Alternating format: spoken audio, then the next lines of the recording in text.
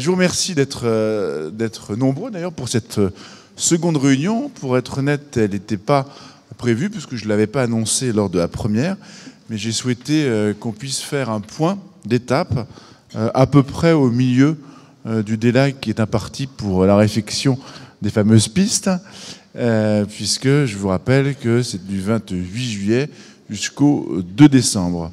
Je vous rappelle également la position de la ville. La position de la ville porte sur le respect du couvre-feu, sur le plafonnement des vols, et bien sûr sur le respect, c'est ce qu'on verra ce soir, sur le respect, et c'est très important, du calendrier des travaux qui doit nous conduire au plus tard jusqu'au 2 décembre avec l'engagement pris par ADP et puis par toutes les autorités d'un retour à la normale sitôt les travaux faits, donc sitôt le 2 décembre passé. Voilà un peu planté le décor.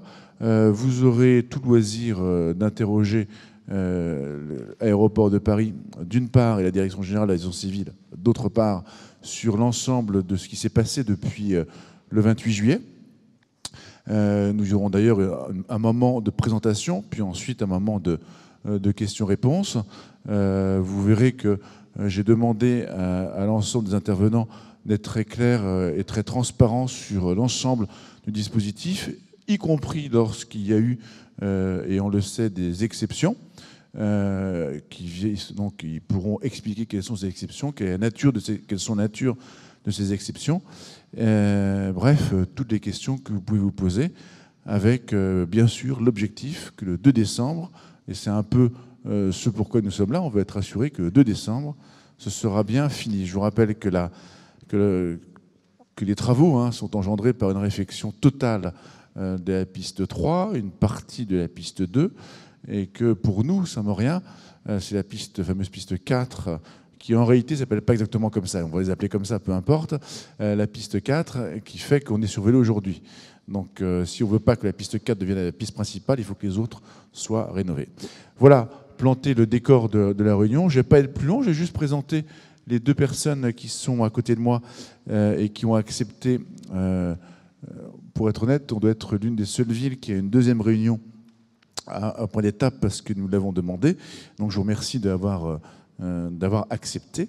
C'est d'abord Michel Landel, c'est bien ça ? Michel Landel, pardon, pour la DGAC. Excuse-moi, c'est comme ils ont changé d'interlocuteur. Pardon ? On fait non là-bas. Et puis, et Monsieur Trassard, c'est bien ça ? DGAC et Monsieur Landel pour ADP. Excusez-moi, je me suis trompé. Donc, Aéroport de Paris d'un côté, Direction générale de l'aviation civile d'autre part. ADP exploite, Direction générale de l'aviation civile ordonne. On va le faire comme ça pour simplifier les choses. Donc voilà, je ne sais pas lequel d'entre vous commence. C'est vous ? Eh bien, je vous cède bien volontiers le micro dès à présent. Merci, Monsieur le maire, de votre introduction et de votre invitation. Bonsoir à toutes et à tous. Donc, je suis Michel Landel, adjoint au directeur des aires aéronautiques de l'aéroport de Paris-Orly. Je représente ce soir Régis Lacotte, qui vous prie de bien vouloir l'excuser. Il avait prévu de venir, mais on a eu quelques soucis opérationnels à l'aéroport d'Orly qui l'ont retenu, raison de ma présence parmi vous ce soir. Ainsi que Monsieur le maire l'a dit, il a souhaité que nous fassions à mi-chemin avec vous un point d'étape sur les travaux de la piste 3 et vous dire exactement où nous en sommes et ce que nous avons fait et ce que nous avons réalisé jusqu'à présent. C'est l'idée de cette réalisation, de cette présentation. Et à l'issue de cette présentation, ainsi que Monsieur le maire le précisait, que ce soit Philippe Trassard ou moi, on pourra répondre à toutes les questions que vous vous posez ou vous souhaitez nous poser. Tout d'abord, c'est un chantier exceptionnel, un chantier hors norme, ainsi qu'on vous l'avait présenté le 3 juin. On a jusqu'à 700 personnes qui sont sur ce chantier. Ça représente 400 000 mètres cubes de terrassement, 180 000 mètres carrés de chaussée de béton à démolir, 175 000 tonnes d'enrobés à reposer à l'issue de cette déconstruction. C'est également 200 000 tonnes de béton qui sont revalorisées, puisqu'en fait, tout a été retraité sur site. C'est l'équivalent de 15 000 trajets de camions économisés, puisque tout a été fait, encore une fois, directement sur les sites de Paris-Orly. Ces 3 lignes de concassage qui vont donc qui sont liées à cette revalorisation. Et c'est également donc la reconstruction d'une nouvelle structure de chaussée, on le verra après, sur 2300 mètres, les 2 tiers de la piste, le dernier tiers étant uniquement rechargé, c'est-à-dire resurfacé, alors poser une couche de surface supplémentaire. Et puis 2000 feux de balisage qui ont été prévus. On avait donc des travaux du 28 juillet au 2 décembre, 18 semaines. Où en sommes-nous aujourd'hui? D'abord, je vais vous faire un rapide rappel du planning que nous avions établi. En phase 1, les pistes 2 et 3, donc la piste nord-sud qui est ici, et la piste 3 qui est là, ont été donc fermées du 28 juillet au 2 septembre. Donc pas d'utilisation possible de la piste 2, puisque en particulier on avait des travaux qui étaient ici à l'intersection, ces 2 pistes étant séquentes. Ça voulait dire qu'on avait, puisque le pont sur la Nationale 7 il est situé juste là, on avait une synchronisation impérative avec les travaux de renforcement du pont, ce qu'on appelle le pont 2, c'est le pont qui passe sur la Nationale 7 et qui était donc forcément impacté avec la réhabilitation de la piste 2. Phase 2, piste 3 fermée, donc on est ici, du 2 septembre au 18 novembre. Alors je reviendrai sur cette échéance du 18 novembre, parce qu'on parle un coup 18 novembre, un coup 2 décembre, donc je vais vous réexpliquer pourquoi on parle du 18 novembre et du 2 décembre. Donc on est bien, c'est la période dans laquelle nous sommes aujourd'hui, 15 octobre. Donc la piste 3 est fermée, la piste 2 est en service uniquement pour les décollages petits et moyens porteurs, là, quand on est en configuration face à l'ouest, et la piste 4, donc la piste 06-24, en configuration face à l'ouest, à l'atterrissage et au décollage également. En configuration face à l'est, on a uniquement des atterrissages d'urgence sur la piste 2 et on passe donc la totalité du trafic en piste unique, en configuration face à l'est. Donc, pourquoi le 18 novembre, fin des travaux? Tout simplement parce que du 18 novembre au 2 décembre, on est sur une phase de contrôle de qualité du chantier et de calibration des moyens de navigation qui sont installés par la DGAC, en l'occurrence un ILS, un instrument d'atterrissage, j'y reviendrai après.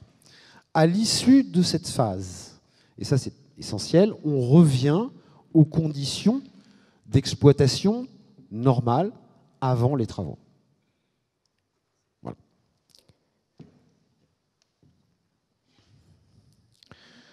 Très rapidement, je vais vous faire un rapide récapitulatif des étapes du chantier, sachant qu'aujourd'hui, je pense que c'est une réponse que vous attendez de notre part, aujourd'hui le calendrier il est tenu et on est sur les échéances que nous vous avons données et que nous nous sommes fixées. On est sur ce délai de 18 semaines, on a prévu de terminer le 2 décembre et au moment où je vous parle, on terminera le 2 décembre. Voilà. Ce qui est un challenge, mais on a déjà détaillé pas mal de choses sur ce sujet. Ce qui est important de bien aussi comprendre, c'est la complexité de ce chantier. Vous allez voir au travers de ces différents slides, de ces différentes diapositives, c'est que en fait, on a conduit plusieurs opérations en même temps. C'est pour ça que vous verrez des dates qui se chevauchent, donc du 29 juillet au 21 août, du 12 août au 25 août, parce qu'on a conduit plusieurs opérations en même temps. Du 29 juillet au 21 août, on l'a donc déconstruit, c'est la déconstruction de la partie ouest de la piste et de l'intersection entre les 2 pistes, donc cette partie-là. On a commencé à remplacer nos anciens réseaux et on a commencé également la dépose de l'enrobé à l'intersection des 2 pistes qui était ici. Du 12 au 25 août, c'est l'achèvement de l'enrobé dans les intersections, c'est la fin de la démolition de la chaussée on commence également les travaux sur les réseaux, et c'est également dans le même temps les travaux de renforcement sur le pont de la Nationale 7. Du 26 août au 8 septembre, c'est la fin du chantier de la piste 2. Cette piste, elle a été rouverte avec un jour d'avance. Elle a été rouverte le 1er septembre. Et on a commencé à opérer comme nous nous y étions engagés le 2 septembre. Donc on a fini le marquage au sol, c'est ce que vous voyez ici, et l'installation des balisages et de la remise en norme de nos infrastructures. Du 9 septembre au 29 septembre, on a commencé, c'est la pose, non pas de la permière, qui n'est pas à confondre avec une fermière non plus, mais la pose de la première couche d'enrobé sur la piste 3. On a tiré également tout ce qui est câble et multitubulaire, et puis ce sont les terrassements et le coulage des dalles de béton sur les voies de circulation. Donc c'est toute l'opération que vous voyez ici. Du 30 septembre au 13 octobre, donc on a fini ça il y a 2 jours, donc c'est la première couche d'enrobé et également le coulage de la couche de roulement en béton bitumineux. C'est la surface finale sur laquelle les avions vont se poser à côté du 2 décembre. On va vous montrer un petit film qui résume un petit peu, en quelques minutes, les travaux entamés.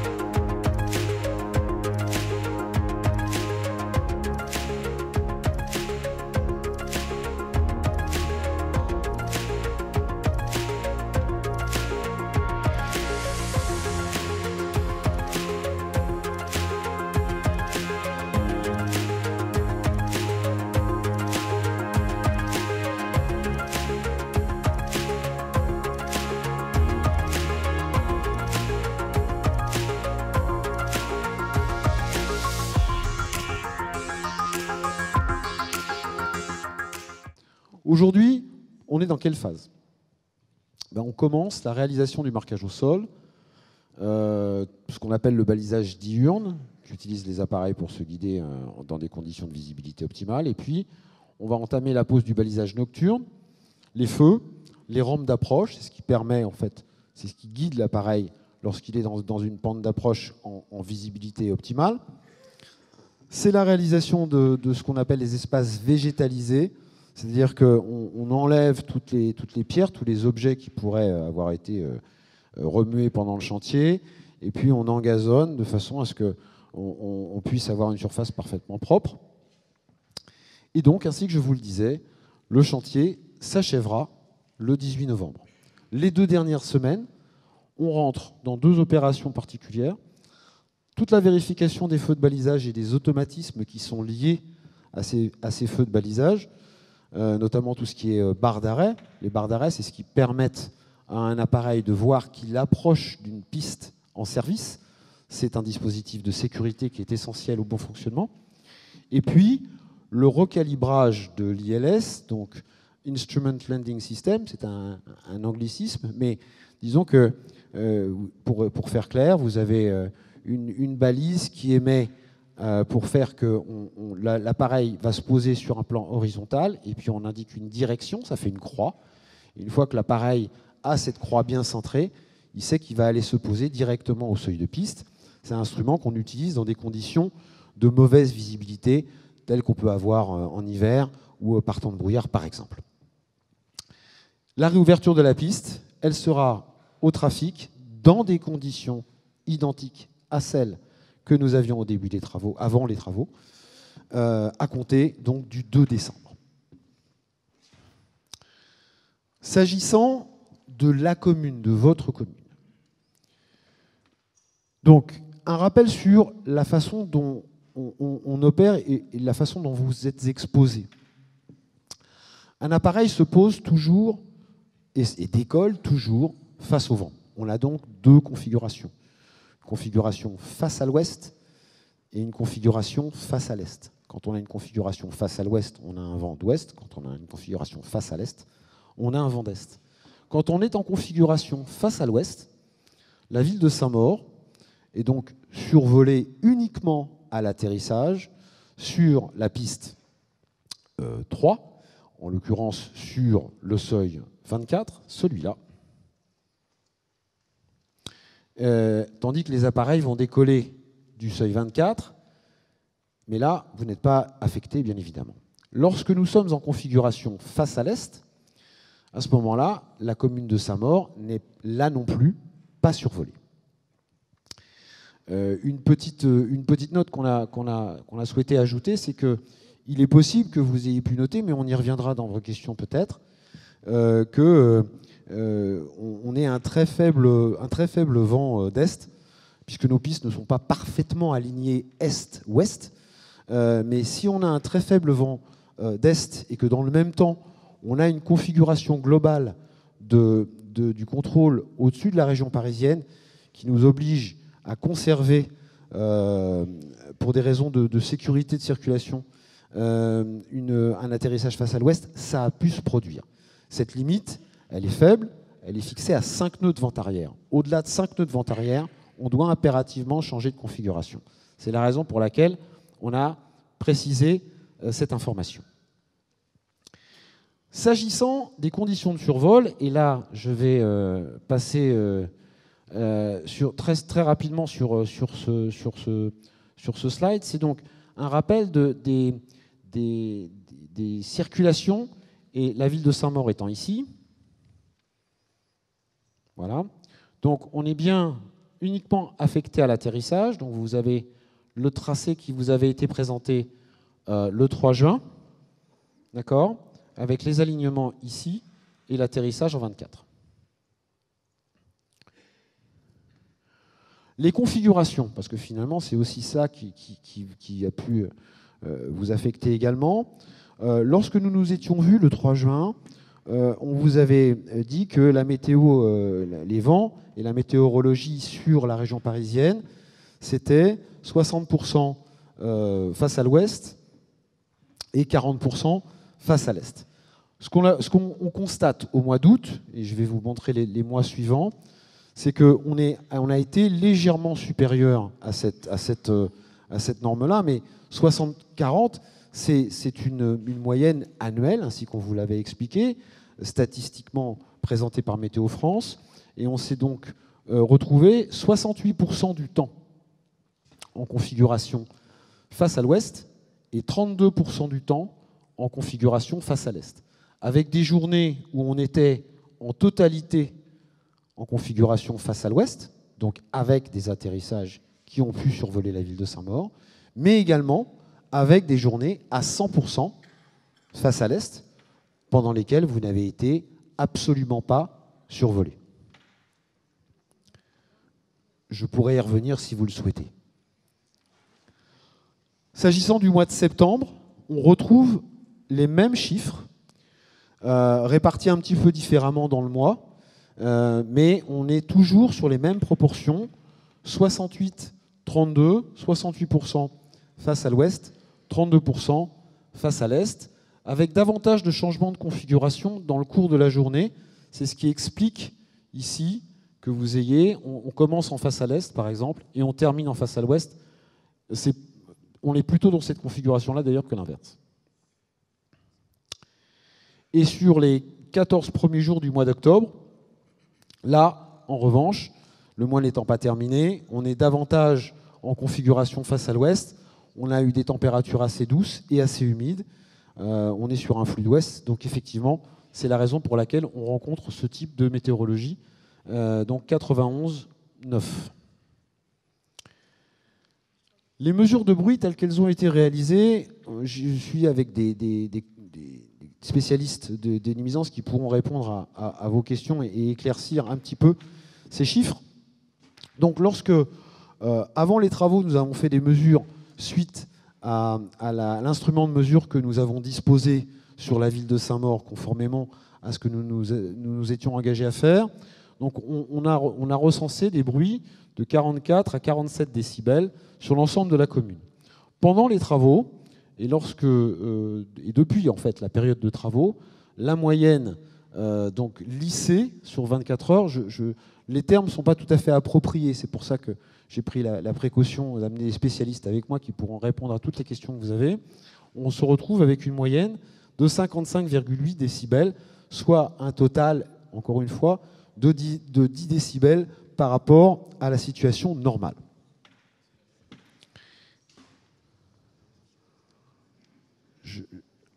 On va répondre à vos questions, ne vous inquiétez pas, ce sera totalement transparent, je vous rassure.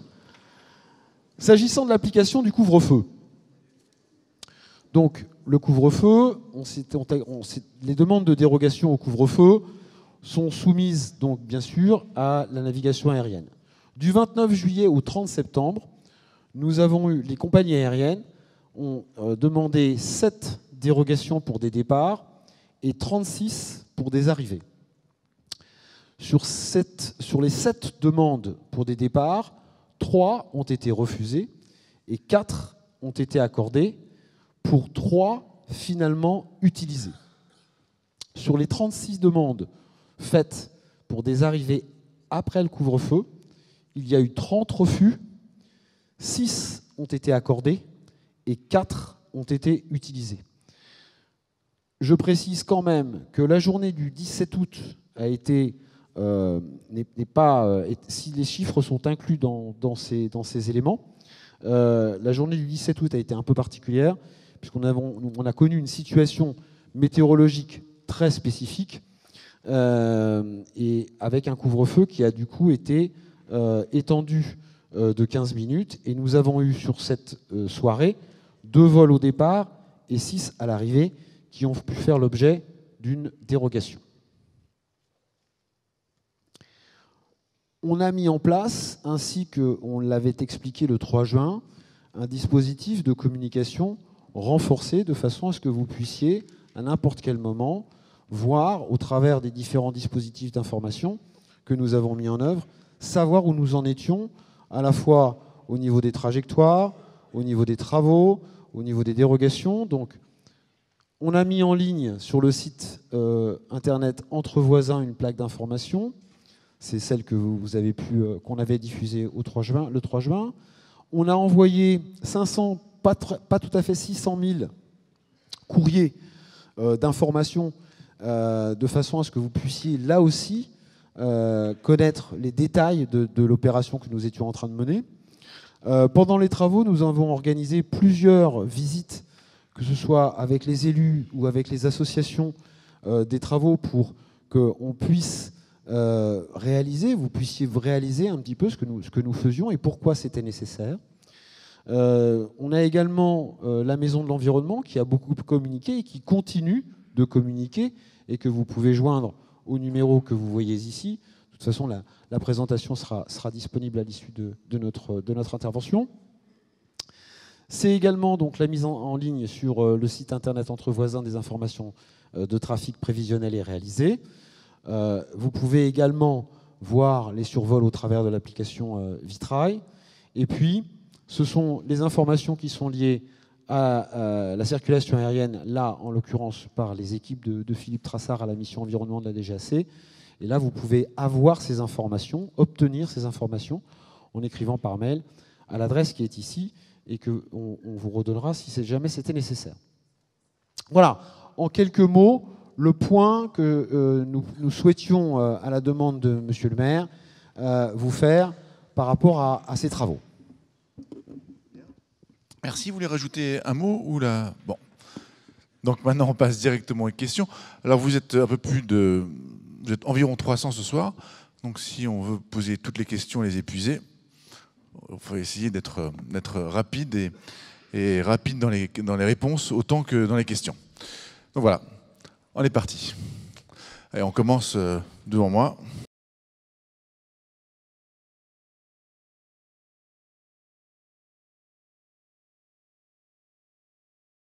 On a prévu 15 jours d'intempéries sévères dans notre planning. Non, mais en totalité, je vous en prie, monsieur, en totalité, on a prévu 15 jours d'intempéries sévères dans notre planning. Au moment où je vous parle, on n'a pas entamé notre stock. Voilà.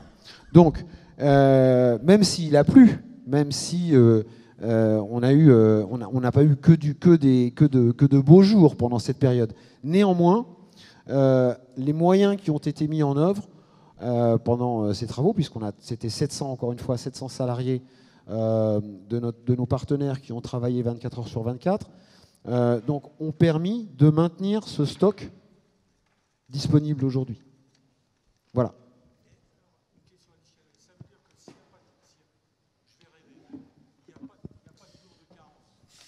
Est-ce qu'on termine 15 jours avant? C'est-à-dire que le chantier se termine 15 jours avant, c'est ça? Non, c'est pas exactement ça.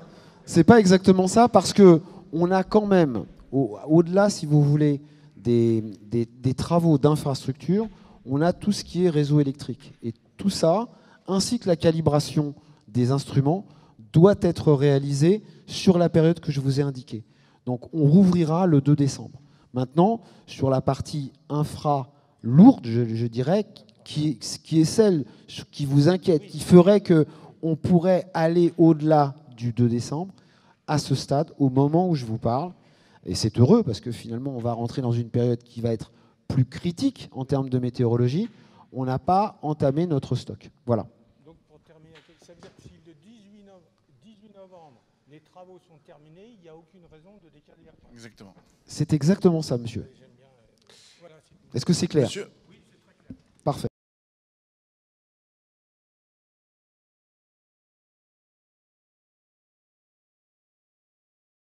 C'est non, pourquoi? Alors, on a des travaux qui vont concerner la piste 2, c'est-à-dire la piste qui est nord-sud, qui n'aura absolument aucune influence sur le trafic tel qu'il sera opéré à l'issue des travaux, tel qu'il était opéré avant les travaux, parce que la réfection que nous avons conduite sur la piste 2 pendant sa fermeture, vous vous souvenez que pendant du 28 juillet, 29 juillet jusqu'au 2 septembre, la piste 2 a été fermée.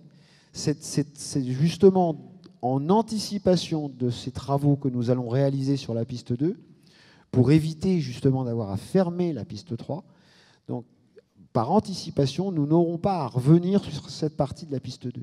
Donc, quand on va refaire la piste 2, les études sont en cours, 2021, 2022, les dates ne sont pas totalement arrêtées, ça n'aura aucun impact sur la ville de Saint-Maur et sur l'organisation de la configuration d'Orly telle que vous la connaissez ou vous connaissiez avant les travaux et telle que vous la connaîtrez à nouveau à l'issue de ces travaux.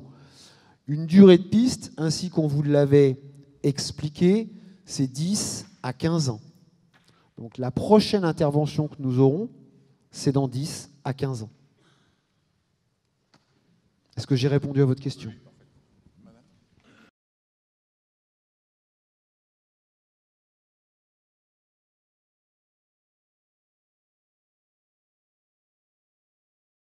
Alors au niveau des dérogations, il y a deux choses qu'il faut distinguer. Si l'avion était au départ ou à l'arrivée. Au départ, donc ils doivent décoller normalement avant 23h30. Si jamais, imaginez-vous qu'il y a un avion qui est plein, la plupart du temps c'est un gros porteur en plus, souvent le soir. Et s'il est plein, s'il doit décoller à 33 ou 34, 2 minutes plus tard, on accepte les dérogations afin d'éviter de reporter, de trouver des chambres pour 300 et quelques personnes. Bon, c'est la compagnie, certes, qui va s'en occuper. En règle générale, il essaye toujours de calculer son heure de décollage un quart d'heure avant le couvre-feu, mais les aléas des exploitations ça arrive assez souvent. Pour le retour, c'est beaucoup plus simple. Nous, on n'a pas de crainte. Ce qui n'a pas été dit tout à l'heure, c'est pendant les travaux, là, donc jusqu'au 30 septembre, il y a 86 avions qui ont été déroutés à Roissy-Charles de Gaulle. Et on continue à le faire tout au long du temps. Beaucoup de compagnies, notamment celles qui sont basées à Orly, nous demandent justement à venir un petit peu plus tard. S'ils loupent leur créneau, parce qu'il faut savoir que c'est souvent des avions qui font 5-6 allers-retours dans la journée, et ceux-là, si jamais le premier vol a pris du retard, il y a une grande chance que le dernier n'arrivent pas à l'heure. Et là, on leur dit directement, soit vous annulez le dernier vol, ce qu'ils feront assez rarement, soit vous allez à Roissy-Charles de Gaulle. Donc les retours, on essaye vraiment et même en temps normal, lorsqu'il n'y a pas de travaux, on ne donne pas de dérogation parce qu'on a envie de donner des dérogations. Il faut vraiment qu'il y ait une raison.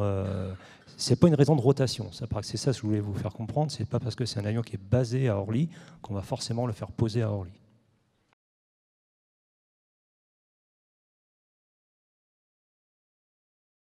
La réponse est non.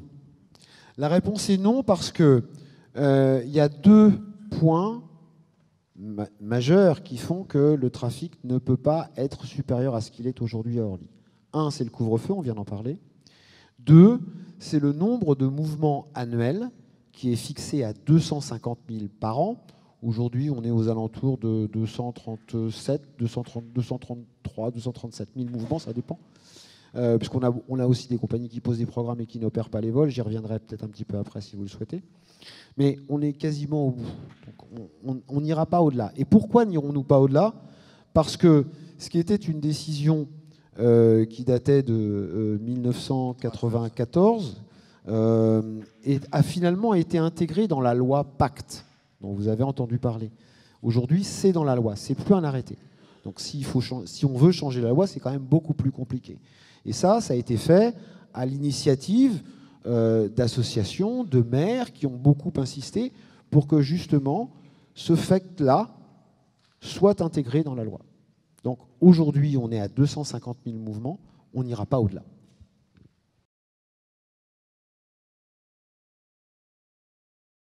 Alors oui, on utilise 3 fois par jour pour inspecter nos pistes. C'est-à-dire qu'on ferme la piste et on inspecte son état. C'est une obligation réglementaire. Donc, ce qui autorise, effectivement, quand on va inspecter la piste 3, on va fermer cette piste pour qu'on puisse visuellement l'inspecter, voir dans quel état elle est, d'accord ? Et du coup, on va, si on est en configuration face à l'ouest, on va du coup faire arriver le trafic. On va choisir de faire ces inspections dans des moments les plus creux du trafic, parce que l'intérêt n'est pas d'interrompre le trafic. Mais pour autant, si on a effectivement des vols qui se posent dans cette période-là, oui, on va utiliser pour, on va dire, une inspection piste, ça dure, entre le moment où on rentre et le moment où on sort, ça dure à peu près 10 minutes. Donc pendant 10 minutes, on va fermer la piste 3 pour aller l'inspecter, et du coup, le trafic qui viendrait à se présenter dans cette période-là, va se poser sur la piste 4. Donc on a 3 inspections réglementaires par jour à faire. Donc du coup, juste si moi j'ai généralement observé que ça se produisait en été, quand le vent est faible, c'est un hasard, c'est parce que je suis sur ma terrasse à ce moment-là? C'est très probablement ça, parce qu'en fait cette inspection-là, elle est faite tous les jours. D'accord. C'est ce qui fait qu'on est sur un suivi constant de nos installations. C'est une obligation réglementaire. On ne peut pas y sursoir. Okay. Et moi, ce que je voulais rajouter au niveau de la circulation aérienne, donc là, c'est les inspections obligatoires. Nous, au niveau circulation aérienne, ce qui nous est arrivé, je peux vous donner plein de cas, mais il suffit qu'on ait un avion qui se pose et qu'il annonce qu'il a soit un problème, qu'il a crevé, ça arrive, qu'il a ingéré des oiseaux, par exemple, et qu'il reste immobilisé sur la piste. Et bien là, dans ces cas-là, nous, la seule solution que nous avons, c'est d'utiliser cette piste qui est plus à l'extérieur, donc qui vous survole. Alors ça, c'est assez rare, hein, heureusement que ce n'est pas tous les jours, mais ça fait partie des cas que vous pouvez avoir. Et là aussi, lorsqu'on fait les fameux, on a parlé tout à l'heure de calibration ILS, on va nous rendre la piste qui est la plus au sud. Au début, nous, la piste est correcte pour nous. Par contre, pour pouvoir se poser avec l'instrument de navigation tout temps, l'ILS, ce que vous avez annoncé, pendant pratiquement 2 mois, on ne pourra pas utiliser avec ce qu'on appelle des conditions brouillard 0,0. On a des ILS qui nous permettent de se poser, quelle que soit vraiment la météo et quelle que soit la visibilité.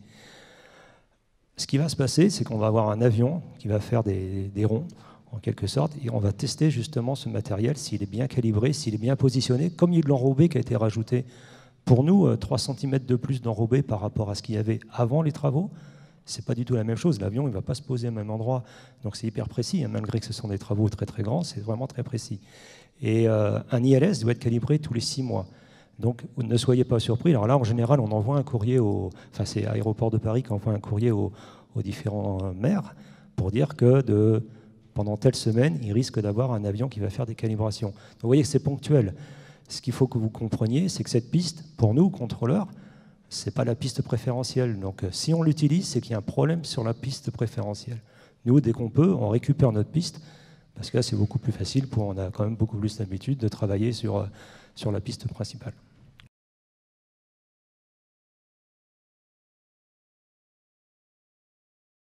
Alors là, je vais lâchement, pour être très honnête, je vais lâchement donner la parole à mes collègues qui sont spécialistes des nuisances sonores et qui vont pouvoir vous expliquer comment on arrive à ce chiffre et pourquoi.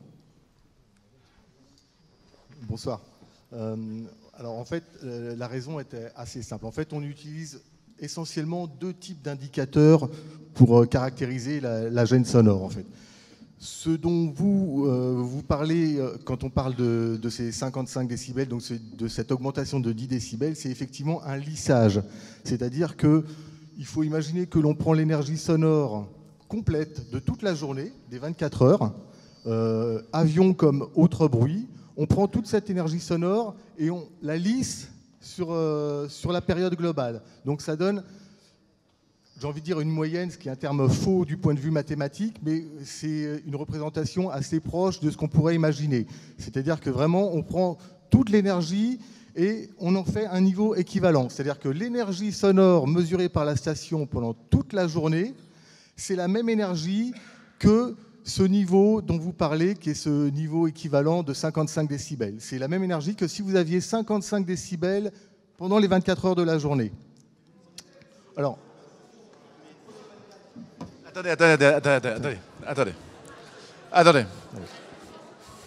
Attendez. S'il vous plaît. Alors... Excusez-moi, monsieur. En fait, je suis désolé, en termes de décibels, on va discuter.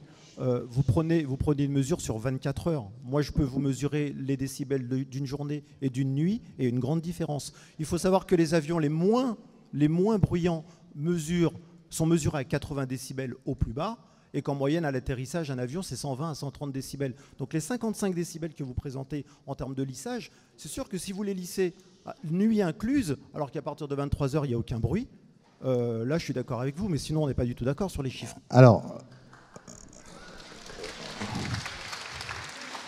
je comprends votre intervention. Alors, il se trouve que je n'ai pas fini la première partie pour répondre à monsieur.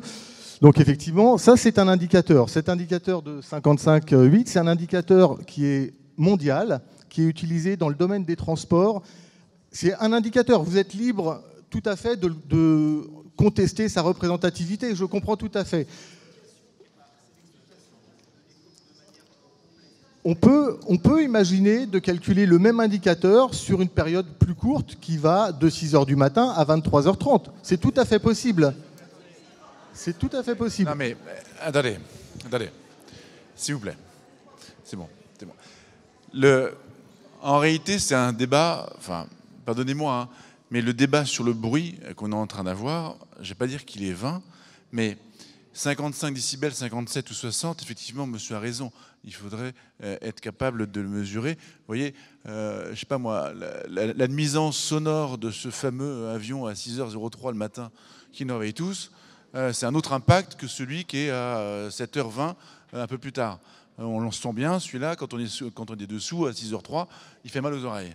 Est-ce qu'il est à 55, est-ce qu'il est à 57, est-ce qu'il est à 70 ? Au fond, je ne le sais pas.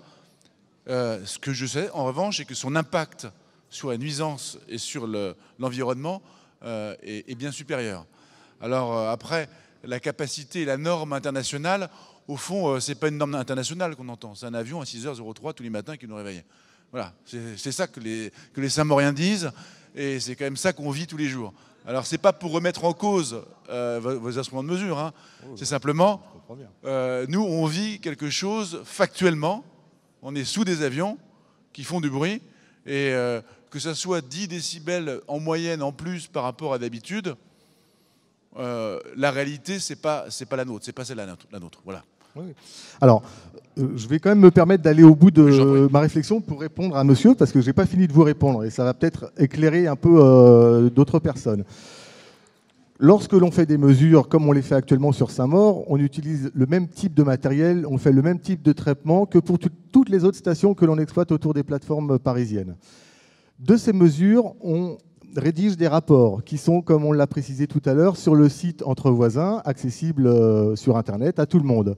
Sur ces rapports, on publie bien d'autres choses que ce simple chiffre qui, je peux tout à fait le comprendre, peut ne pas être parlant pour quelqu'un qui n'est pas acousticien. Ce chiffre a été publié parce que c'est un indicateur majeur qui est utilisé dans le domaine.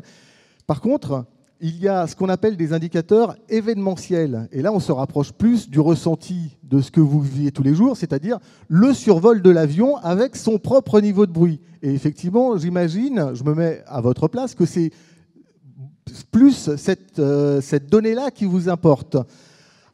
Bien sûr, non, mais bien entendu. Mais ça, on en a tout à fait conscience. Sur nos rapports, vous avez beaucoup de graphes, de tableaux qui traitent justement de ces données individuelles de passage d'avion. Pour ces passages d'avion, on caractérise notamment ce qu'on appelle le niveau maximum, c'est-à-dire vraiment le pic de bruit lorsque l'avion passe au plus près et le bruit maximum qui est émis par cet avion. Alors, ça dépend de plusieurs paramètres, ça dépend du type de l'avion. Non, bien sûr que ce n'est pas 55, c'est beaucoup plus. Bien sûr, c'est beaucoup plus. Le 55, c'est un indicateur qui est ce qu'il est. Il vaut ni plus ni moins que ce qu'il est. Non, mais... Ce que je vous propose de faire, parce que je comprends très bien à la fois la réaction par rapport aux chiffres que nous vous transmettons, et également, on va pas dire n'importe quoi, un avion, ça fait du bruit. Bon. Donc, ce que je vous propose, c'est que, d'abord, ce qui était important, c'est qu'on explique le chiffre et qu'on vous donne les raisons pour lesquelles on arrivait à ce chiffre. Après que ce chiffre-là, vous le trouviez effectivement pas forcément judicieux de par son calcul, c'est pas un problème. L'idée n'est pas de cacher les choses. L'idée est d'être le plus transparent. On a installé une sonde pour mesurer des nuisances sonores sur la commune. C'est pas pour cacher de l'information. Donc ce qu'on va faire, c'est qu'on reviendra vers vous au travers du site Entre Voisins et via Monsieur le maire, avec des données qui pourront correspondre à ce que vous pouvez vous ressentir et à ce que vous avez vécu. Néanmoins, effectivement, et c'est aussi cela que mon collègue veut souligner, c'est qu'on peut avoir un pic à 70, par exemple. Ce pic, il va durer 1 seconde, et fonction de l'endroit où l'on vit, fonction du moment où dans la journée, est-ce qu'on est dans son jardin, ou est-ce qu'on est dans sa cuisine, on va avoir forcément un ressenti différent. Donc l'idée était de prendre un indicateur qui soit internationalement reconnu, sur une période internationalement reconnue, et c'est la raison pour laquelle on arrive à ce chiffre. Mais on n'a aucun sujet en termes de transparence et de mesure. On va regarder avec nos collègues et avec la Maison de l'Environnement quelles mesures nous pouvons vous transmettre et qui soient les plus adaptées. Mais encore une fois, c'est à prendre avec une certaine précaution, comme le disait Monsieur le maire, qu'on est 55, qu'on est 65, 70, en fonction du moment de la journée, ça reste quand même une nuisance. Est-ce qu'on connaît le pic maximum ? Est-ce qu'on a le pic Alors, maximum ? au niveau de la station, parce que nous, on est purement factuel, au niveau de la station, les pics maximums sont de l'ordre de 75 à 80 décibels.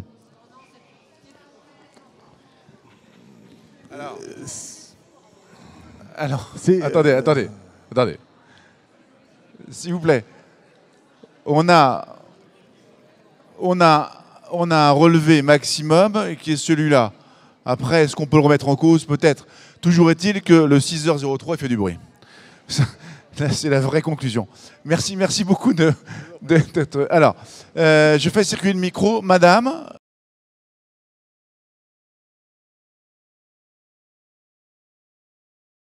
On peut aller jusqu'à... normalement, le minimum, c'est 45 secondes.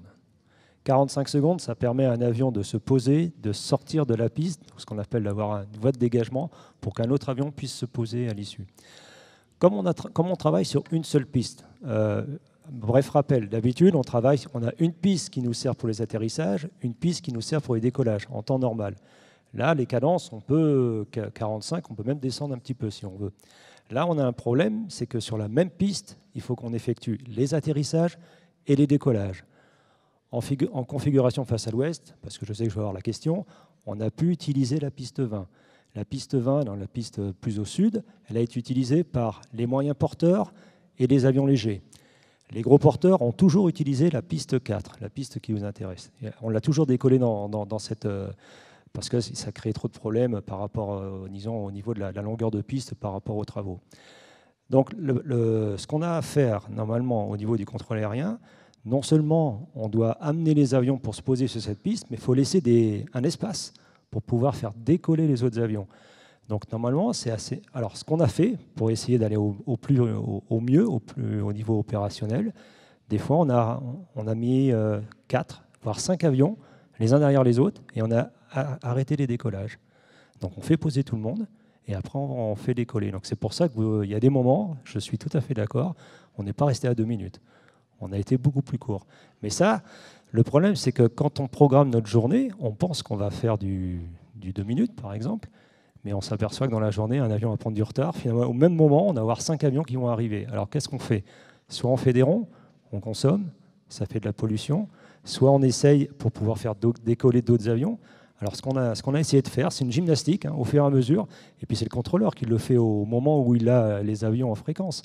Alors, si on prend un contrôleur expérimenté, il va savoir faire passer le trafic d'une façon un peu plus... Il va rapprocher les avions de façon à ce que ça passe. Si c'est un contrôleur qui est un peu plus à l'instruction, des jeunes contrôleurs, on a des jeunes contrôleurs, eux, ils vont prendre soit des marches plus importantes, soit des marches plus courtes. C'est-à-dire qu'il va préférer faire poser 3 avions d'affilée et après faire décoller les 2 autres. Voilà pourquoi le 2 minutes... Alors, c'est dommage qu'on vous ait donné ce chiffre, 2 minutes. Mais non, en effet, en fonction de la journée, des fois, c'est beaucoup plus long. Vous avez dû le voir, des fois dans la journée, il y a plus de temps. C'est parce qu'il y a un pic de trafic. Disons un pic, pardon. Il y a une période beaucoup plus creuse. Mais lorsqu'il y a vraiment un pic de trafic, et notamment à l'arrivée, donc il y en a à peu près 4 ou 5 dans la journée, on essaye de faire avec ce que nous avons, c'est-à-dire une seule piste au lieu de 2.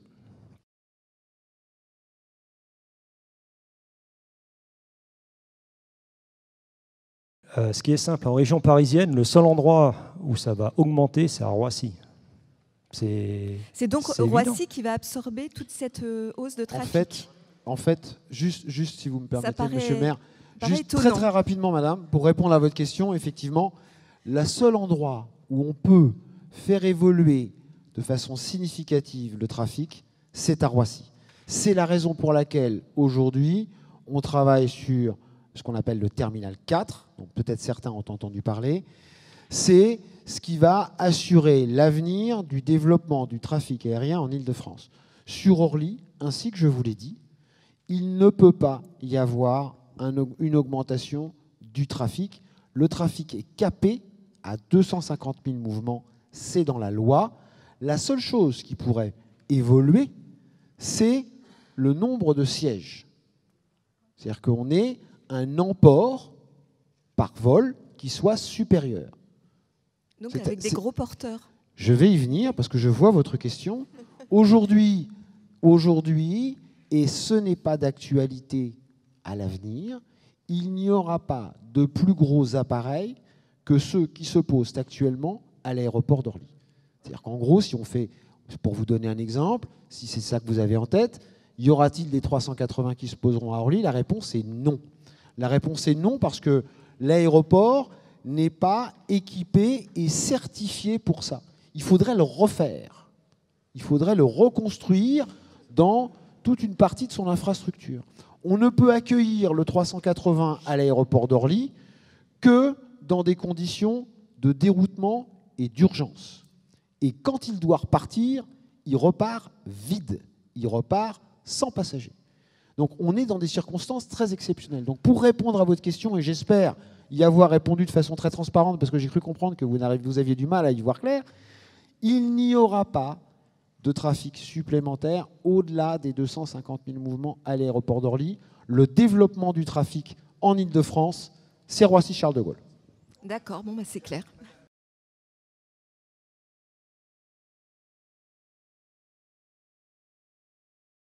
Et en ce qui concerne la piste 4, elle a toujours été utilisée par les gros porteurs. La piste 4, toutes les pistes peuvent être utilisées par les gros porteurs. Ce que j'ai dit moi tout à l'heure, c'est pour éviter, c'est pour le décollage de la piste 2, enfin la piste 0220 cap au sud. Lorsque nous sommes en configuration face à l'ouest, on a, si vous voulez, ainsi que je vous l'ai montré tout à l'heure sur la présentation, lorsqu'on on a nos deux pistes d'ouvertes, c'est-à-dire la 0624 et ce qu'on appelle aujourd'hui la piste 3 qui va s'appeler demain la 0725. Lorsque nous sommes en configuration face à l'ouest, on va décoller en seuil 24 et on va poser en seuil 25. Donc il n'y aura aucun impact. C'est exactement la configuration que nous avions avant les travaux. Quand on est en configuration face à l'est, on va poser à ce moment-là au niveau du seuil 0,6 et on va décoller au seuil 0,7. Et là encore, il n'y aura pas d'impact sur la ville de Saint-Maur, comme c'était le cas au début des travaux. Après, oui, une loi se change, madame. C'est une évidence, je ne vais pas vous raconter d'histoire. Je ne suis pas là pour ça. Maintenant, c'est quand même beaucoup plus compliqué de changer une loi, surtout avec les associations dont certains membres sont présents ici, ou avec les élus dont M. le maire fait partie. C'est justement pour cela que c'est intégré dans la loi. Je ne veux pas présager de ce que l'avenir sera, mais il est clair que changer la loi, c'est beaucoup plus compliqué que de remettre en cause un arrêté, qu'il soit préfectoral ou interministériel, ce qui était le cas en l'occurrence pour cette disposition. Mais sur l'intégration dans la loi du plafond, ça a été fait par amendement, ce n'était pas dans la loi au départ.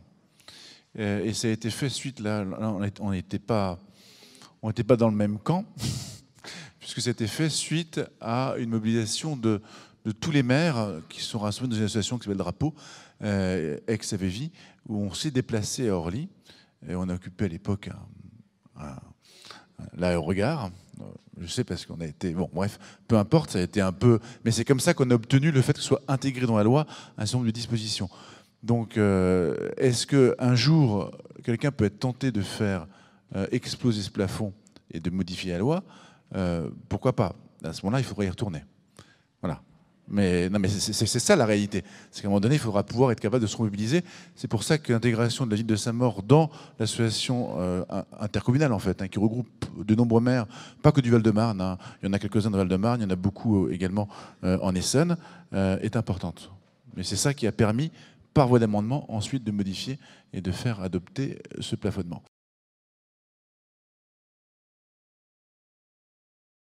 S'agissant de l'accroissement des survols en été, hormis pour des opérations ou des interventions dont M. Trassard parlait, c'est-à-dire des épiphénomènes qu'on peut avoir sur un plan opérationnel, ou des inspections pistes que je vous ai décrites, on n'a pas davantage de problématiques ou de survol de la piste. Je ne peux pas vous répondre autre chose. Vous travaillez à Roissy, je travaille à Orly, c'est mon quotidien. En tant que responsable d'exploitation des pistes, je sais à peu près, même plutôt assez bien ce qui s'y passe. Je peux vous confirmer que, en l'occurrence, lorsqu'on est sur un impondérable opérationnel, comme M. Trassard le disait, oui, on peut être amené à fermer une piste pour opérer sur la 24 en atterrissage. Bon, il faut bien qu'on pose les avions. Donc, mais je peux encore une fois, je ne peux que vous confirmer et vous garantir qu'en l'occurrence, hormis ces phénomènes opérationnels que nous pouvons avoir et dont M. Trassard a parlé tout à l'heure, ou nos inspections réglementaires, on n'a pas en été davantage d'opérations en 24 que nous... Alors, on a eu d'ailleurs, si je reprends, vous prenez l'exemple du mois d'août de 2018.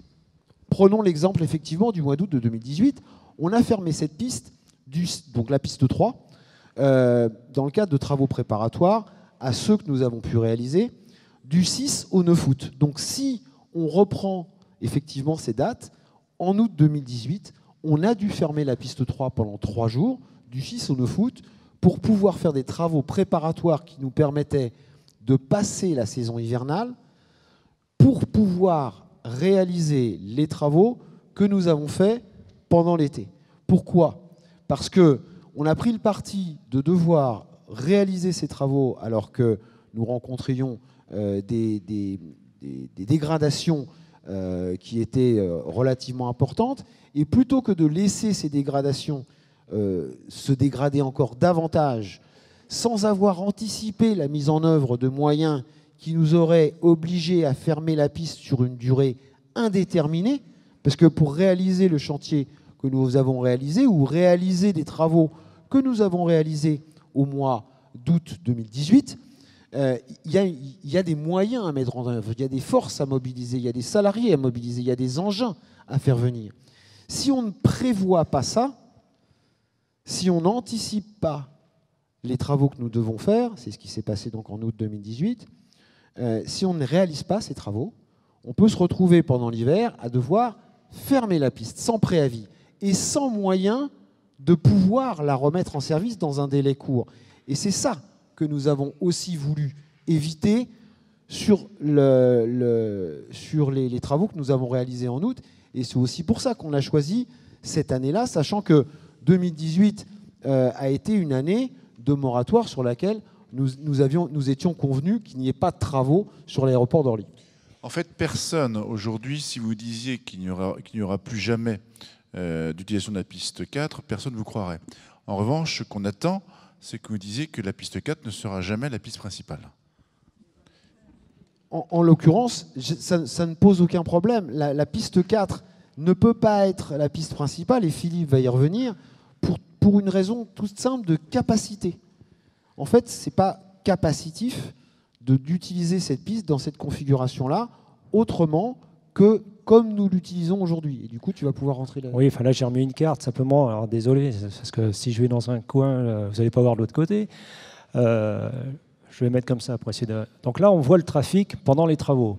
Et cette piste-là, pour nous, elle est vraiment compliquée parce que par rapport à la piste principale... Tiens, donne-moi le... S'il te plaît. Il est là. En temps normal, j'espère que je vais mettre... En temps normal, on se pose sur la piste ici, là. On se pose sur cette piste-là et on décolle ici. Vous voyez ?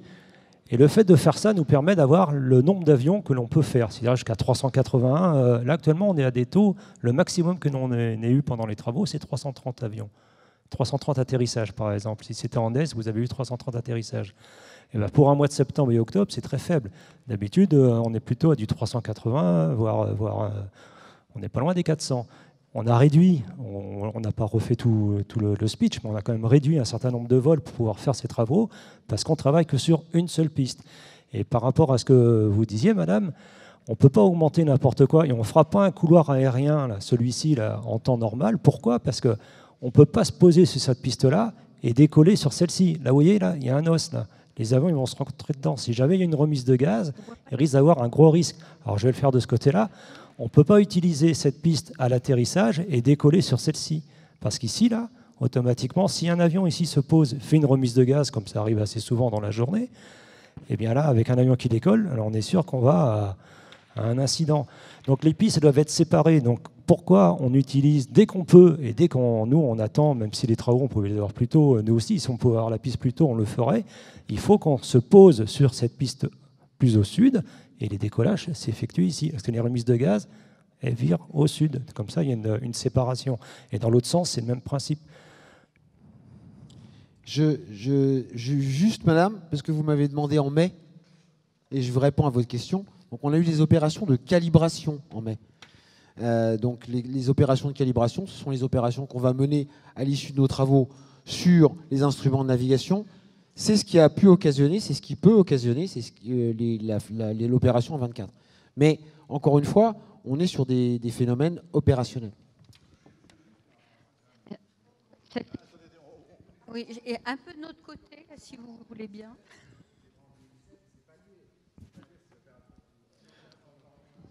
Alors, on va, si vous voulez bien, on va... C'est le micro, mais en réalité, ce que vous parliez tout à l'heure, c'est vrai que par le passé, l'été, il y a eu des travaux sur la piste 3 qui a conduit à l'utilisation de la piste 4. Alors pas aussi longtemps, mais c'était souvent au mois d'août et souvent sur les 10 premiers jours du mois d'août, sur les années passées. C'était le cas en 2018, effectivement, monsieur le maire, c'est ce que je rappelais tout à l'heure. On a eu 3 jours ou 4 jours, 3 jours de mémoire et 3 nuits d'intervention préparatoire, ainsi que je l'expliquais, pour nous permettre de passer l'hiver et d'entamer les travaux. Mais encore une fois, l'idée, c'est surtout faire des travaux qui sont, non pas préventifs, mais qui vont éviter de nous amener à fermer de façon inopinée sur une longue durée la piste. Tout simplement parce qu'on a des appareils à accueillir, d'une part, mais clairement aussi par rapport à vous. Si on est obligé de fermer la piste 3 sur une durée de 3 mois, alors que ça fait 2 ans, je veux dire, monter un chantier de cette importance-là, j'ai un collègue qui est dans la salle, qui est responsable du patrimoine des infrastructures, ça fait 2 ans, je ne parle pas des études préliminaires, mais 2 ans qui travaillent simplement sur le passage de marché, l'organisation du chantier, jusqu'à sa réalisation, pour avoir des engins tels que vous avez pu les voir sur le film.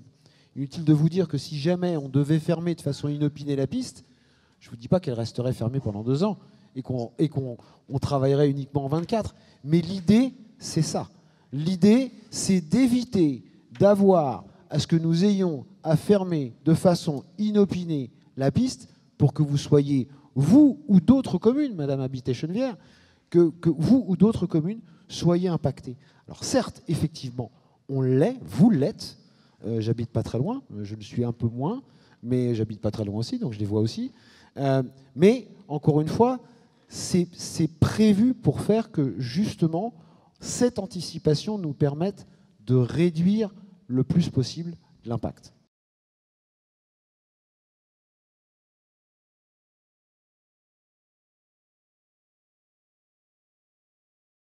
Le transport aérien, ça représente 3,5% de la pollution, d'accord, sur l'Île-de-France.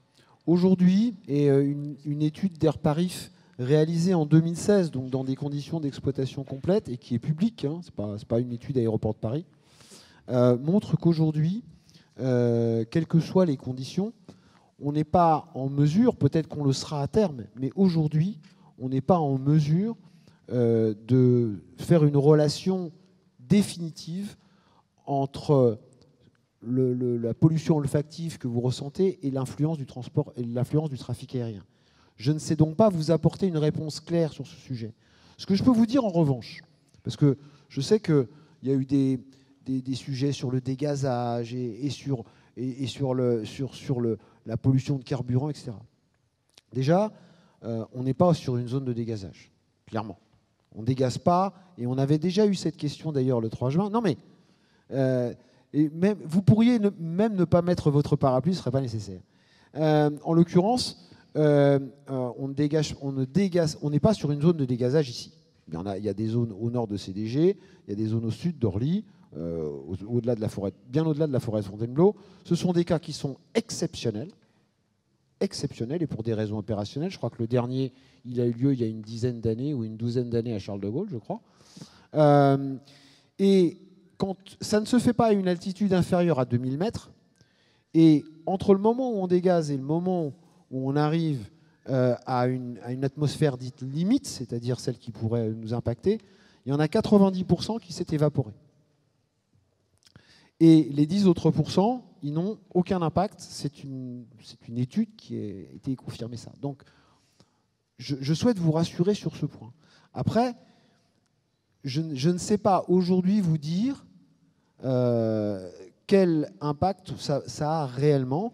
Ce que je sais, c'est qu'Airparif, sur son étude de 2016, dit que ces particules fines que vous avez peut-être constatées, elles sont liées à la pollution générale de l'Île-de-France, mais qu'on ne peut pas faire de lien direct avec l'aviation. Peut-être qu'on le saura à terme.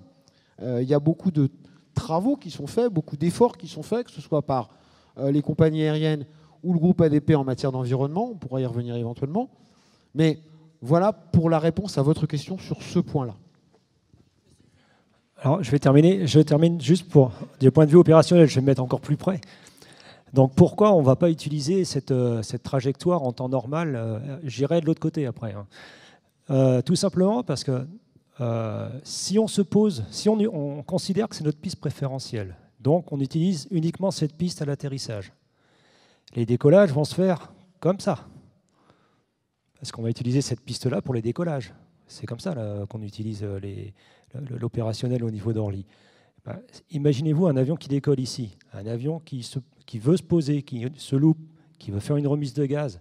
Mais là, on n'a plus du tout la sécurité. On est sûr qu'on va à des incidents, on va dire. Il y a des mots que je ne veux pas prononcer. En temps normal, on se pose sur cette piste-là, les remises de gaz s'effectuent vers le sud et on décolle par là. Donc je le fais qu'en ouest, hein, parce que c'est ce que vous êtes concerné. En est, c'est le même principe. En est, on se pose ici et on décolle ici. D'accord ?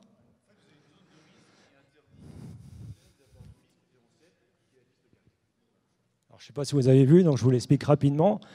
Si on devait opérer en temps normal sur cette piste-là, donc ce qui vous intéresse, les décollages, on les ferait en 26. Enfin là, hop, dans ce cap-là. Donc là, automatiquement, imaginez-vous un avion qui décolle ici avec un avion qui se pose et qui veut faire une remise de gaz. Il a intérêt à virer vite fait. Autrement, là, ici, on n'a plus les règles de sécurité. C'est ce qu'on appelle des pistes croisées. C'est interdit au niveau de la circulation aérienne. On ne décolle pas un avion avec un avion qui se pose sur une autre piste où il y a justement, il n'y a pas les dégagements. Donc ça, c'est pas concevable d'un point de vue opérationnel. Donc, on se pose en temps normal et dès qu'on peut, on revient à la normale, on se pose sur cette piste et on décolle ici. Et dans le sens inverse, à l'est, on se pose dans ce sens et on décolle ici. Après, c'est vrai, hein, j'ai déjà eu des courriers, Villeneuve-le-Roi et tout, comme quoi, ils trouvent très bien les travaux. Ça, c'est sûr.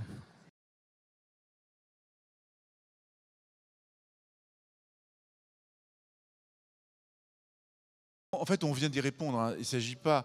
là, on a un sujet de zone de risque. C'est-à-dire que même si on... Prenons même l'hypothèse qu'il y a un arbitrage qui arrive je ne sais où en disant il faut soulager impérativement Villeneuve-le-Roi. En fait, la zone de risque interdit de faire de la piste 4 une piste préférentielle. Donc les autres communes ne peuvent strictement rien faire. Non. À cause des incidents. Non. Okay.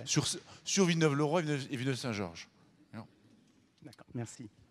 Ouais, si je peux me permettre, l'environnement, ça a une certaine valeur au niveau de la DGAC.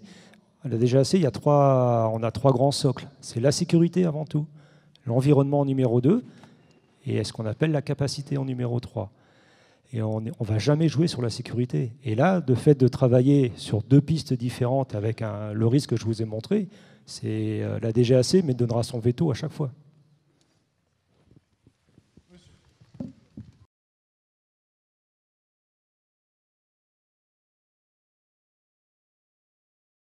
On revient à une exploitation normale.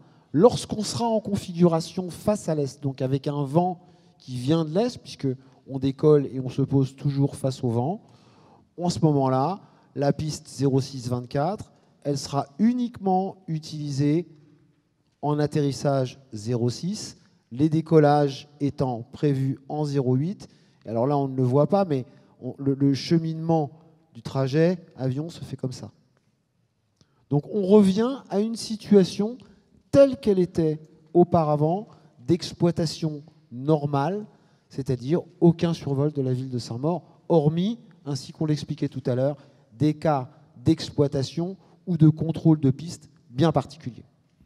Excusez-moi, elle servira en cas de secours ou régulièrement, quoi. C'était ça en fait ma question. Elle ne servira pas en cas de secours. Ainsi que je vous le disais tout à l'heure, nous avons des missions d'inspection réglementaire. Donc c'est à peu près 10 à 15 minutes par jour, 3 fois par jour. Donc lorsqu'on ferme cette piste-là, effectivement, si on est en configuration face à l'ouest, on va effectivement décoller, mais aussi atterrir. Oui. Merci. Je vous en prie.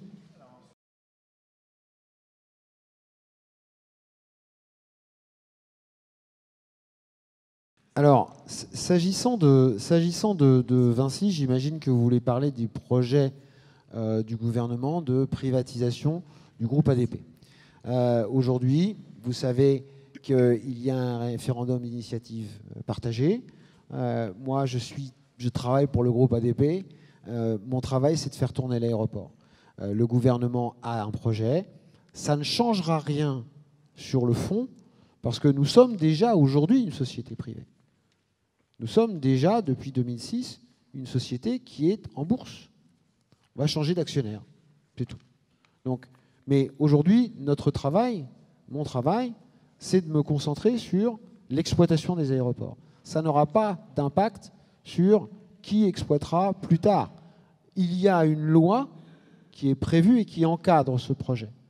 Et ainsi que je vous le disais tout à l'heure, on a deux choses qui ont été intégrées par des amendements, comme le rappelait Monsieur le maire, le couvre-feu et le nombre de mouvements. Et je réponds du coup à votre question, pourquoi on ne ferait pas une troisième piste?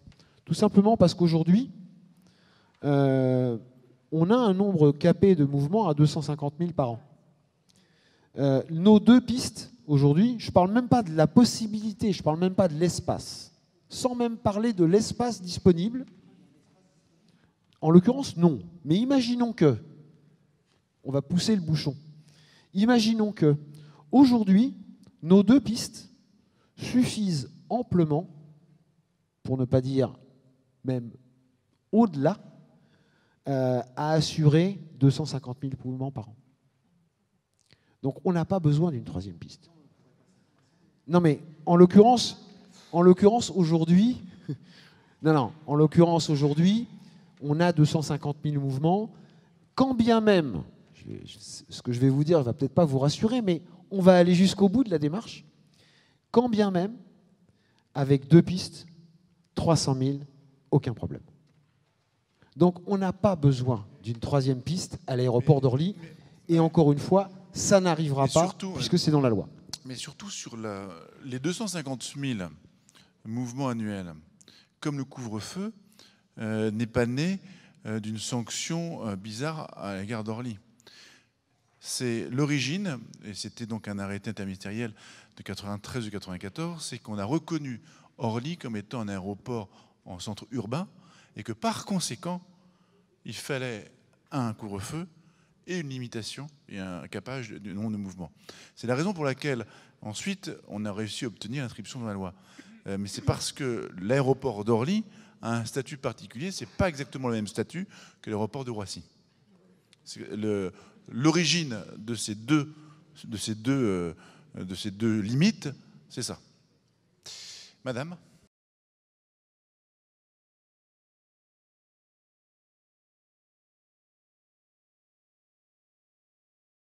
Je vous explique, en plus, j'imagine, quand vous voyez un gros porteur, vous devez le voir sûrement plus bas, mais c'est parce qu'il est plus gros.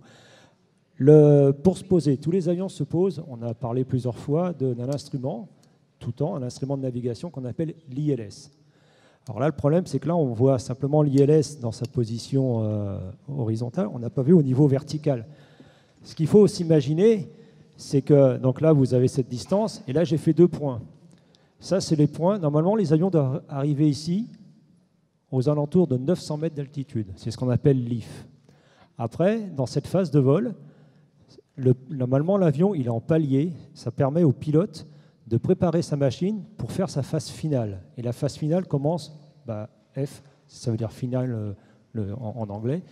À partir d'ici, l'avion il descend sur une pente à 3 degrés. C'est une pente à 3 degrés. Il est toujours à la même altitude, 3 degrés. Et comme alors vous êtes ici, et de 900, ça redescend. Donc là, c'est ce qu'on avait mis, je me souviens, on avait donné 700 et quelques. Là, ici, il y avait 615 mètres. J'ai une autre carte. Tiens, tu peux ressortir une autre carte. Je vais vous faire voir que les avions sont plus bas. Vous allez être contente, comme ça, des fois, les avions sont plus bas, et je vais vous expliquer pourquoi. Donc, on va sortir celle du 30 septembre. J'ai eu une plainte par votre intermédiaire. Il y a une personne qui m'a dit « Oui, je regarde Flight Radar 24 et j'ai eu des avions qui étaient beaucoup plus bas. » Alors, je ne sais pas si vous arrivez à lire. Ça change de... Attends, voilà. Alors ça, c'est une situation qui a eu lieu le 30 septembre. Ce n'est pas très, très vieux. Hein. Donc, C'est très court dans le temps. Il y a 2 avions qui sont arrivés. Hop là, bah alors. Alors, ouais, mais là, je vois, voilà, je préfère voir comme ça.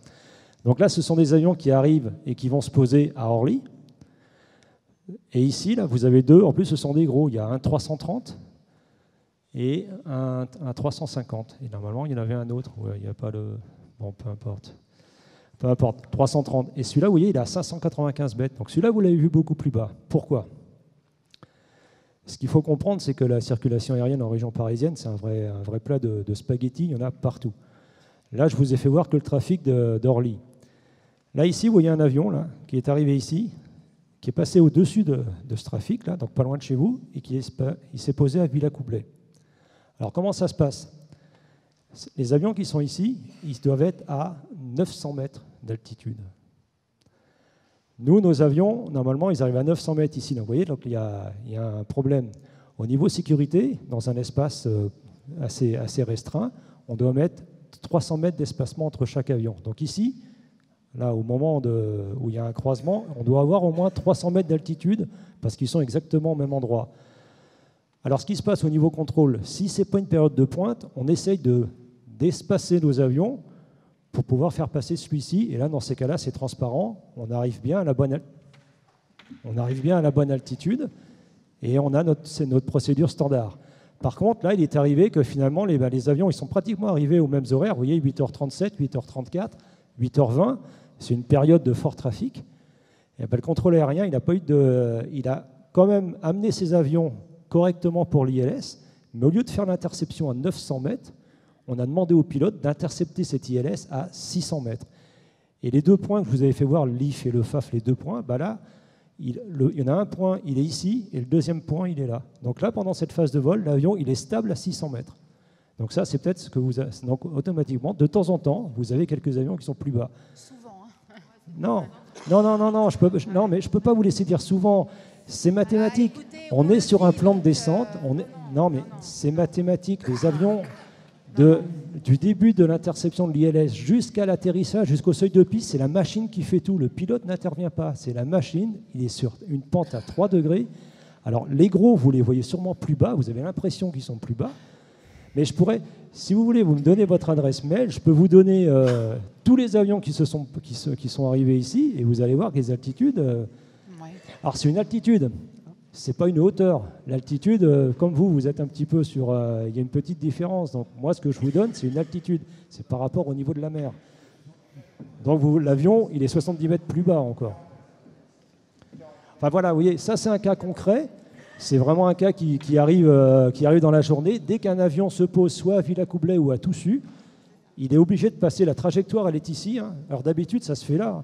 Donc là, on fait 1000 pieds plus haut. Mais là, comme là, on est plus éloigné, et l'aéroport est encore beaucoup plus proche, donc l'avion ici descend à 900 mètres, je vous le fais en mètres, et nous, on descend à 600 mètres, nos avions, pendant 10 minutes, par exemple, le temps que le croisement se fasse.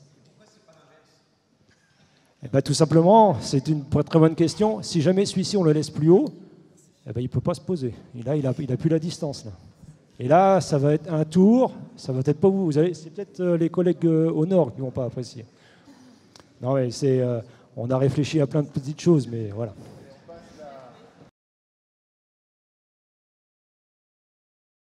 Ça reste notre combat, mais pour l'instant, on n'a pas obtenu gain de cause. Et je ne crois pas que ADP ou la DGAC nous auront gain de cause ce soir. Ça, le combat n'est pas terminé. Mais ça reste l'objectif de drapeau, en fait, de l'association. D'accord ? Monsieur ? Lequel ? Là-bas.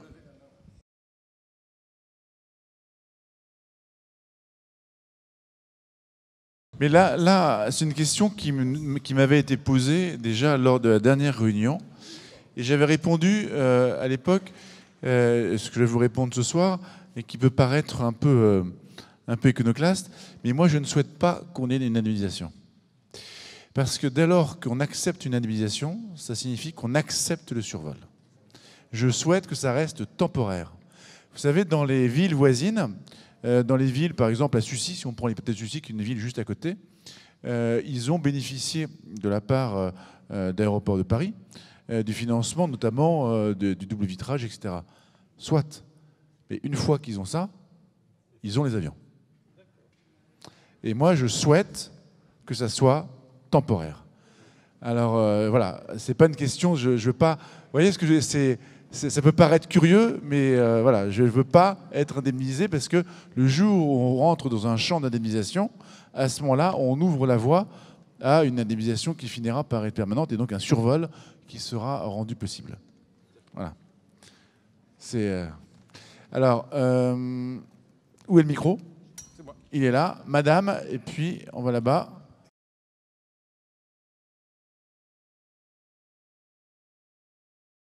Je vais avoir du mal à vous rassurer immédiatement.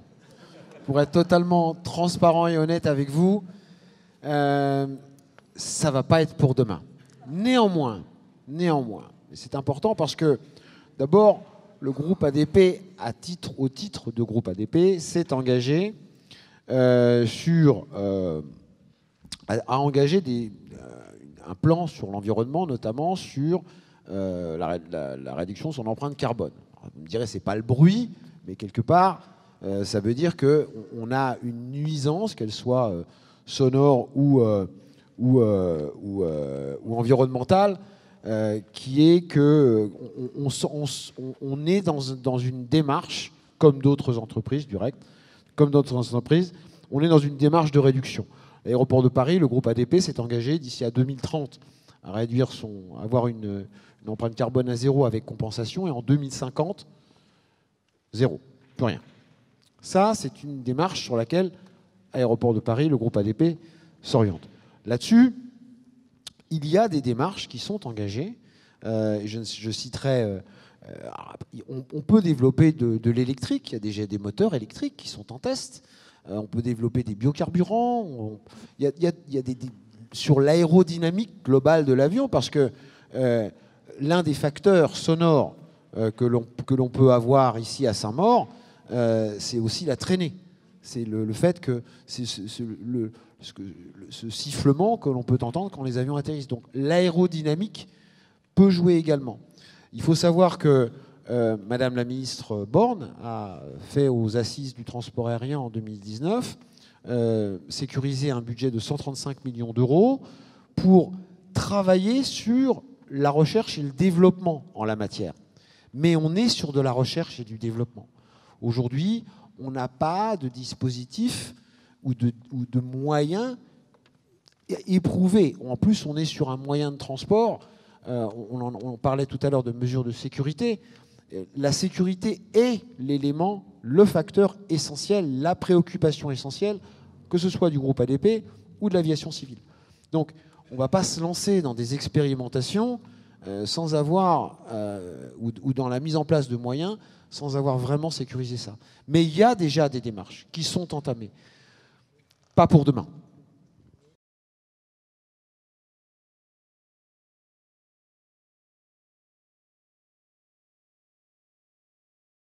L'invisible, on en a parlé.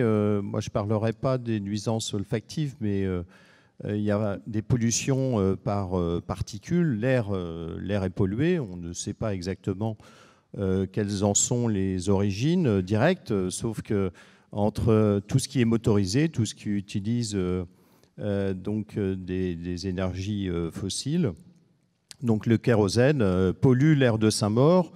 On sait maintenant avec les mesures d'Air Paris que notre air à Saint-Maur est au-dessus des seuils OMS, de l'Organisation mondiale de la santé. Donc c'est vraiment un air pollué. Et en plus, donc le survol des avions participe également au réchauffement climatique, avec l'émission des gaz à effet de serre. Vous avez dit 3% actuellement. Malheureusement, les hausses prévisibles du trafic aérien mènent à 14% de contribution aux gaz à effet de serre. Alors, contre ça, nuisances sonores, nuisances par pollution de l'air, nuisances gaz à effet de serre, la ville est allée dans le bon sens, de façon relativement unanime, pour délibérer, prendre un vœu pour réduire, avec une pétition aussi, pour réduire le trafic à Orly. La ville a eu aussi une majorité dont j'étais pour favoriser la signature de la demande d'un référendum d'initiative partagée, parce que c'est sans doute en gardant le service public que nous aurons plus de maîtrise qu'en confiant à des sociétés privées.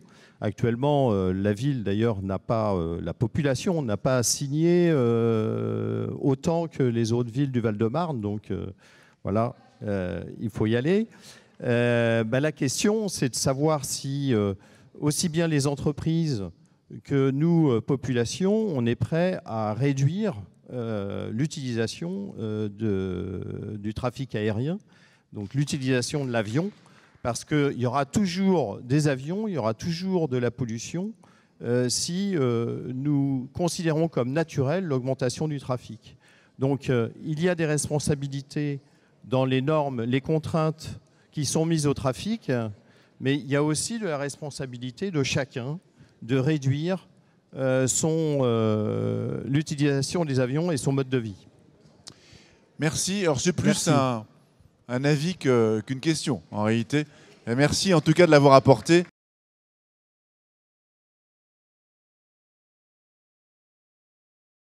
La réponse est oui, parce que tant que c'est...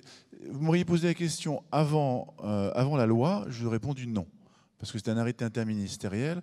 Et de fait, la prise, même si c'est un arrêté interministériel un peu lourd, sa modification n'est pas résiduelle.